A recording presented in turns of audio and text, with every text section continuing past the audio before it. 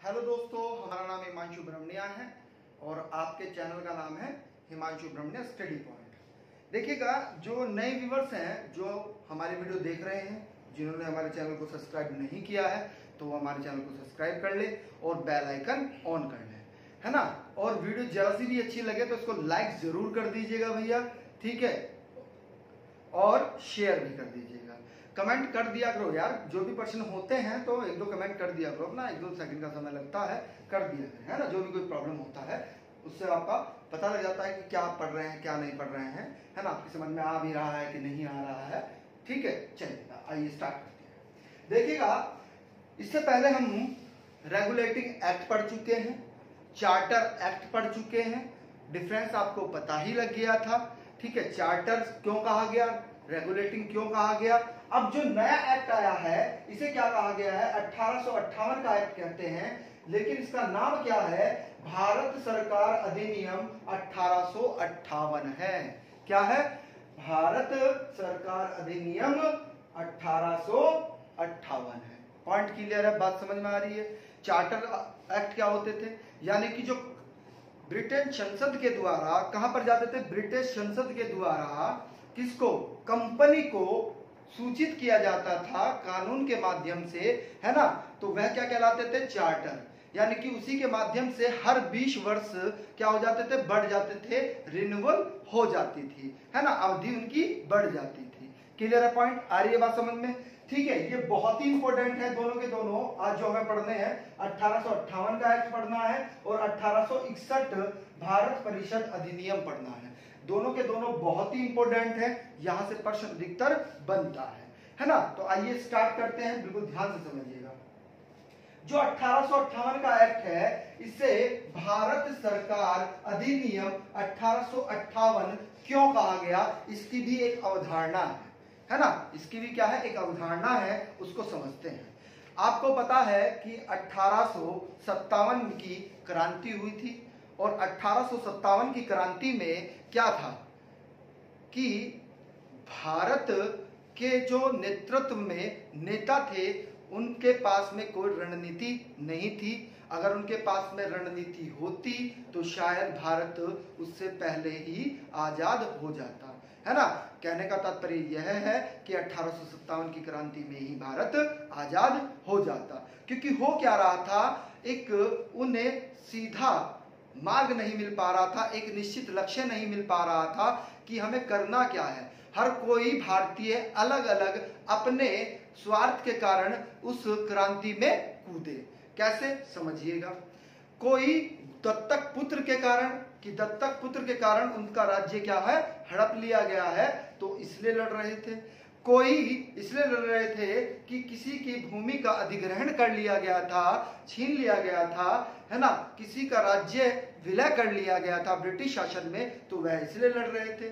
कुछ ऐसे लड़ रहे थे, जो किसान वर्ग था वह इसलिए लड़ रहा था कि उनके पास में पैसा नहीं होता था, क्योंकि कच्चा माल यहाँ से इंग्लैंड जाता था और वहां से निर्मित होकर आता था और भारत की मार्केट में ही बिकता था। यानी कि उपनिवेश कॉलोनी भारत बन गया था ब्रिटिश के लिए, है ना, जहां पर ब्रिटिश क्षेत्र था उनके लिए। पॉइंट क्लियर है, बात समझ में आ रही है। तो होता क्या है इसी संदर्भ में कि किसानों को पैसा लेना पड़ता था जमींदारों से। जब जमींदारों से पैसा लेना पड़ता था तो वो ब्याज पर ब्याज लगता रहता था, है ना। अपनी आजीविका चलाने के लिए पैसे की आवश्यकता होती ही है, हर किसी की होती है, आपकी भी होगी, सबकी होती है ना। तो जब वह पैसा लेते थे उधार और नहीं चुका पाते थे तो उसके बाद में जो और पैसा लेते थे, तो यानी कि पहले वाले पर और जो नया लिया उस पर, यानी कि ब्याज पर ब्याज, चक्रवर्ती ब्याज उन पर लगने लगा। और जब चक्रवर्ती ब्याज लगने लगा तो पैसा इतना अधिक हो जाता था कि उनके आने वाली पीढ़ी पर भी नहीं दिया जाता था। तो इन सब चीजों को देखते हुए किसानों ने क्या किया, जमींदारों के मकान जला दिए, दस्तावेज जला दिए, है ना। यानी कि एक निश्चित दिशा नहीं मिल पा रही थी 1857 की क्रांति में। लेकिन ब्रिटिश क्राउन ब्रिटिश क्राउन इस चीज को देख रहा था, ब्रिटिश क्राउन इस चीज को समझ रहा था कि अब इतने बड़े पैमाने पर जो क्रांति हुई है तो उसका मूल कारण क्या है। तो उसका मूल कारण उन्होंने ईस्ट इंडिया कंपनी को समझा और उन्होंने ईस्ट इंडिया कंपनी का अधिकार पूर्णतः इस एक्ट के माध्यम से समाप्त कर दिया। अब जो शासन यानी कि जो ब्रिटिश क्षेत्र थे भारत के अंदर, वहां पर अब किसका शासन होने लगा, वहां पर अब ब्रिटिश क्राउन का शासन होने लगा। अर्थात जो भी नियम कानून बनने हैं वो ब्रिटिश क्राउन बनाएगा, ना कि कौन, प्रेसिडेंसी के कौन होते थे हेड, कौन होते थे, जनरल गवर्नर, है ना। तो जनरल गवर्नर से वह अधिकार छीन लिया गया और किसके पास चले गया, ब्रिटिश क्राउन के पास चले गया। यानी कि इन चीजों में सुधार करने के लिए, ठीक है, क्योंकि व्यापार करना है तो उनसे बनाकर तो रखना ही होगा, ठीक है। तो इसीलिए इसे क्या कहा जाता है, यानी कि जो अब एक्ट आते हैं वह भारत सरकार अधिनियम के तहत आते हैं, ठीक है। पॉइंट क्लियर है, अवधारणा आपने समझ ली है। देखिए अवधारणा समझ लेते हैं तो जो प्रश्न है ना ये अपने आप हल होते चले जाते हैं। ये बुक्स में नहीं मिलती हैं चीजें, है ना, ये बुक्स में नहीं मिलती हैं, फैक्ट्स लिखे होते हैं आप रट लेते हैं। अवधारणा समझना जरूरी है, कैसे भी घुमाकर कथन निष्कर्ष में आपको दे दिया जाए तो आप उसको हल कर लें। आइए एक एक पॉइंट पर बात करते हैं, समझिएगा। देखिएगा 1857 के बाद में जो भी ब्रिटिश काल रहा है ना, शासन रहा है, तो उसे क्या कहा गया है, ताज का शासन कहा जाता है ना। 1857 के बाद 1857 के बाद जो शासन आता है ब्रिटिश का, अर्थात 1858 के बाद जो क्या आता है, शासन आता है, वह क्या कहलाता है, वह ताज का शासन कहलाता है। क्योंकि पूरी शक्ति किसके पास में चली गई थी, पूरी शक्ति क्राउन के पास में चली गई थी, किसके, ब्रिटिश क्राउन के पास में। क्राउन को ही क्या कहते हैं, ताज कहते हैं, इसीलिए इसे ताज का शासन भी कहते हैं। पॉइंट क्लियर है। अब किया क्या गया, इसी एक्ट के माध्यम से, 1858 के एक्ट के माध्यम से ईस्ट इंडिया कंपनी का क्या कर दिया गया, जो शासन था वह पूर्णतः समाप्त कर दिया गया। क्या कर दिया गया, पूर्णतः समाप्त कर दिया गया। पॉइंट क्लियर है, आ रही है बात समझ में। और किसका शासन आ गया, क्राउन का शासन आ गया। किसका शासन आ गया, क्राउन का शासन आ गया। पॉइंट क्लियर है। इसी एक्ट के माध्यम से एक पद का सर्जन किया गया, एक पद का निर्माण किया गया, जिसे क्या कहा गया, वायसराय कहा गया। अर्थात जो जनरल गवर्नर थे अब उनकी शक्तियों में वृद्धि कर दी गई, है ना, उनकी शक्तियों में क्या कर दी गई, वृद्धि कर दी गई और एक पद का निर्माण किया गया, जिस पद को क्या कहा गया, वायसराय कहा गया। पॉइंट क्लियर है। आपसे प्रश्न पूछा जाता है कि प्रथम वायसराय कौन था, तो प्रथम वायसराय लॉर्ड कैनिंग थे। ये हमारे भारत के प्रथम वायसराय थे। क्या थे, प्रथम वायसराय थे। पॉइंट क्लियर है, यहां तक बात समझ में आ रही है। अब समझिएगा, यानी कि जो भी ब्रिटिश क्षेत्र है भारत के अंदर, अब उसकी रेख देख किसके हाथ में है, ब्रिटिश क्षेत्र की रेख देख वायसराय के हाथ में है। किसके हाथ में है, वायसराय के। लेकिन वायसराय भी किसके अधीन है, समझिएगा पॉइंट को, ब्रिटिश ताज का प्रत्यक्ष प्रतिनिधि बना दिया गया। यानी कि कोई भी चीज होगी, वायसराय अगर किसी को कोई चीज बोल रहा है ब्रिटिश क्षेत्र में तो वह उसको करना होगा। क्लियर है पॉइंट, आ रही है बात समझ में। यानी कि ब्रिटिश ताज से प्रत्यक्ष प्रतिनिधित्व इसको बना दिया गया, वायसराय को बना दिया गया। ठीक है, क्लियर है पॉइंट। यानी कि अंतिम निर्णय अभी भी कौन लेगा, ब्रिटिश ताज ही लेगा, ब्रिटेन क्राउन ही लेगा। आ रही है बात समझ में। लेकिन उसकी सहायता के लिए, उसकी देख रेख के लिए एक पद का निर्माण किया गया, जिसे क्या कहा गया, वायसराय कहा गया। आगे अगला फैक्ट देखिएगा।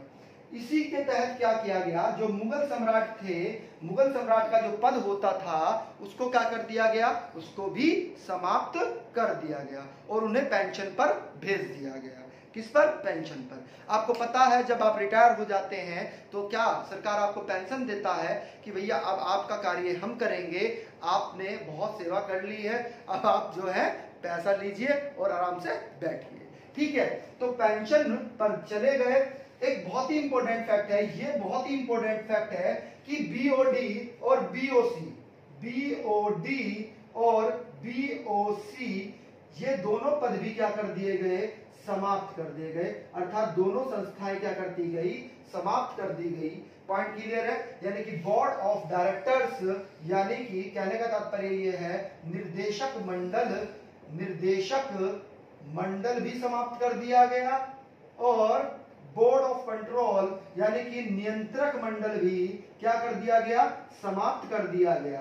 पॉइंट क्लियर है। इसी एक्ट के माध्यम से, बहुत ही महत्वपूर्ण एक्ट है, याद रखना है, प्रश्न आए थे, पूछे जाएंगे यहां से प्रश्न, बोल रहे हैं। जब बोर्ड ऑफ डायरेक्टर समाप्त हो गए हैं, बोर्ड ऑफ कंट्रोल समाप्त हो गया है, अर्थात भारत में द्वैध प्रशासन कब समाप्त किया जाता है, यह भी प्रश्न बनता है कि कब समाप्त किया जाता है। बहुत ही महत्वपूर्ण प्रश्न है, ध्यान से समझिएगा। तो द्वैध प्रशासन भी किस एक्ट के माध्यम से, 1858 के तहत समाप्त कर दिया जाता है। पॉइंट क्लियर है, आ रही है बात समझ में, बहुत ही इंपॉर्टेंट एक्ट था ये, चलेगा।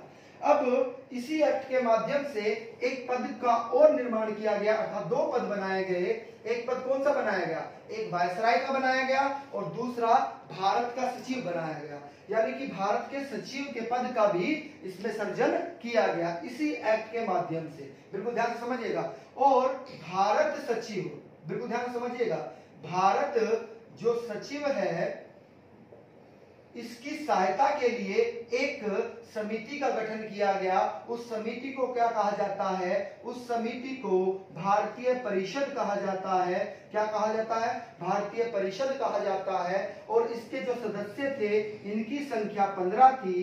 कितनी थी, सदस्यों की संख्या 15 थी। और 15 भी कैसे आते थे, 8 ब्रिटिश क्राउन से आते थे। किससे, 8 सदस्य ब्रिटिश क्राउन से आते थे और 7 सदस्य बीओडी से आते थे।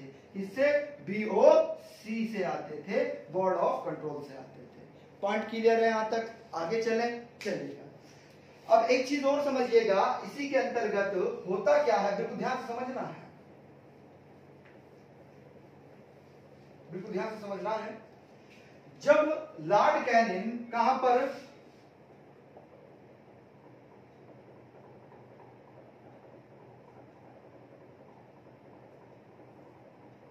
मार्ले मिंटो पार्क में, इलाहाबाद में, कहां पर, इलाहाबाद में किसका पत्र पढ़ रहे थे, महारानी का पत्र पढ़ रहे थे।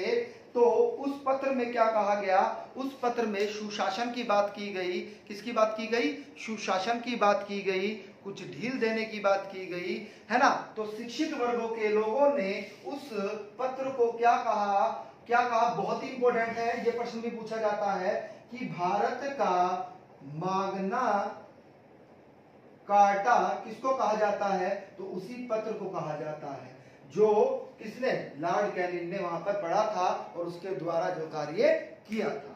ठीक है, पॉइंट क्लियर है, आ रही है बात समझ में, चलिएगा आगे चलते हैं। एक फैक्ट और समझिएगा, है ना, ये बुक्स में नहीं मिलता है भैया, ये आपको अलग अलग बुक्स से पढ़ना होगा, है ना, जब जाकर ये मिलता है। लेकिन यहाँ पर तो आपको एक अच्छा नोट्स और बढ़िया नोट्स जो महत्वपूर्ण है वह आपको कराया जा रहा है। तो जो नए व्यूअर्स हैं जिन्होंने हमारे चैनल को सब्सक्राइब नहीं किया है वो हमारे चैनल को सब्सक्राइब कर ले और बेल आइकन ऑन कर ले। ठीक है, अगला जो एक्ट है वह 1861 का भारत परिषद अधिनियम कहलाता है। अर्थात अब देखिएगा नाम चेंज होते जा रहे हैं, यहाँ भारत सरकार अधिनियम था, लेकिन जैसे ही 1861 में, है ना, अधिनियम आता है, एक्ट आता है, तो उसे क्या कहा गया, उसे इंडियन काउंसिल एक्ट 1861 कहा गया। क्या कहा गया, इंडियन काउंसिल एक्ट, है ना, 1861। यानी कि अब परिषद के नाम से क्या आने लगा, विधि कानून आने लगा। किसके, परिषद के, भारतीय परिषद। पॉइंट क्लियर है, पॉइंट आ रही बात समझ में। ठीक है, तो अब इसके 2-3 फैक्ट्री हैं, ज्यादा महत्वपूर्ण इसके कोई फैक्ट नहीं है, आप समझ लीजिएगा। देखिएगा इसमें क्या किया गया, इसमें प्रतिनिधित्व संस्थाओं का विकास किया गया। इसका तात्पर्य यह है कि अब आपको पता है कि 1833 के एक्ट में क्या था, विधानसभा की बात की गई है कि नहीं की गई है, विधानसभा की बात की गई है। जिसने पिछला वीडियो नहीं देखा है देख लीजिएगा। ठीक है, क्लियर है। तो वहां पर किसका, विधानसभा की बात की गई है, स्थापना की बात की गई है, अर्थात केंद्रीय विधान परिषद की बात की गई है ना, स्थापना की। तो प्रश्न वहां से ये बनता है कि भारत में प्रतिनिधि सरकार, अंतर समझिएगा शब्दावली की, कि शुरुआत कब होती है, तो 1833 के एक्ट के तहत होती है। लेकिन अगर प्रश्न बनेगा कि प्रतिनिधित्व संस्था का विकास की शुरुआत कब होती है, तो 1861 में होती है। किसमें होती है? 1861 में होती है। अर्थात कहने का तात्पर्य क्या है इसका, कि जो प्रांतीय विधायिका की अवधारणा है वह कब नजर आती है, तो वह वास्तव में 1861 भारत परिषद अधिनियम के तहत आती है। दोनों में अंतर है शब्दावलियों में, बात को समझ लीजिएगा, बहुत ही इंपॉर्टेंट फैक्ट पढ़ा रहे हैं आपको, ठीक है, नोट आउट करते हुए चलते रहना है, ठीक है। आइए अब इसी एक्ट के तहत क्या, कि जो वायसराय है, वायसराय को अध्यादेश का भी अधिकार मिल गया। पूछा जाता है कि सबसे पहले अध्यादेश के प्रावधान कब मिलता है, तो किस एक्ट के माध्यम से मिलता है, 1861 के माध्यम से मिलता है। पॉइंट क्लियर है? आ रही है बात समझ में? यानी कि वह शांति व्यवस्था बनाने के लिए, क्या शांति व्यवस्था बनाने के लिए क्या कर रहा था, अध्यादेश जारी कर सकता था, उसको यह अधिकार दे दिया गया था। पॉइंट क्लियर है? बात समझ में आ रही है? बहुत ही इंपॉर्टेंट फैक्ट है, अध्यादेश वाला ध्यान रखिएगा, सर्वप्रथम यहीं पर अध्यादेश का जिक्र होता है, ठीक है। आ रही है बात समझ में? और इससे अध्यादेश के साथ साथ और भी कुछ शक्तियां दी गई। क्या शक्तियां दी गई, कि भाई आप नए प्रांत का निर्माण कर सकते हैं, क्योंकि प्रतिनिधि संस्थाओं का विकास भी इसमें देखने को मिलता है। आ रही है बात समझ में? क्योंकि प्रारंभ यहीं से हुआ है इसका, है ना, प्रारंभ यहीं से हुआ है, किसका, प्रतिनिधि संस्थाओं का विकास का प्रारंभ यहीं से हुआ है। प्रांतीय विधायिकी की अवधारणा यहीं से प्राप्त होती है। पॉइंट क्लियर है? आ रही है बात समझ में? तो नए प्रांत बनाने का अधिकार भी इसको हो गया, ठीक है, नए प्रांत बना सकता था, जो प्रांत हैं उनका नाम परिवर्तन कर सकता था, है ना, उनकी सीमा का परिवर्तन कर सकता था, है ना। तो ये सब चीजें क्या कर रहा था, वायसराय के अंतर्गत आ गई थी। पॉइंट क्लियर है? आ रही बात समझ में? एक एक्ट और है, उसको भी यहीं पे नोट आउट कर लीजिएगा, छोटा सा एक्ट है, बस उसमें ज्यादा ध्यान नहीं रखना है आपको। आइएगा समझा देते हैं, बता देते हैं। देखिएगा 1873 का एक्ट, ठीक है, 1873 के एक्ट की अगर हम बात करें, अधिनियम की बात करें, तो हुआ क्या, वास्तव में ईस्ट इंडिया कंपनी को पूर्णतः क्या कर दिया गया, भंग कर दिया गया, ठीक है, क्या कर दिया गया, भंग कर दिया गया। बहुत ही महत्वपूर्ण प्रश्न है, बार बार परीक्षाओं में पूछा जाता है, और डेट भी आप याद रख लीजिएगा, 1 जनवरी 1884 में ईस्ट इंडिया कंपनी को पूर्णतः भंग कर दिया गया। पॉइंट क्लियर है? देखिएगा, अगर वीडियो आपको अच्छी लगी हो तो इसको लाइक करिएगा, और भैया कमेंट भी किया करो, है ना। कमेंट करने से पता तो लग जाता है कि आपकी समझ में आ रहा है, नहीं आ रहा है ना। क्लियर है पॉइंट? और भैया जो नए व्यूअर्स हैं जिन्होंने हमारे चैनल को सब्सक्राइब नहीं किया है, वो हमारे चैनल को सब्सक्राइब कर ले और बेल आइकन ऑन कर ले। Thank you.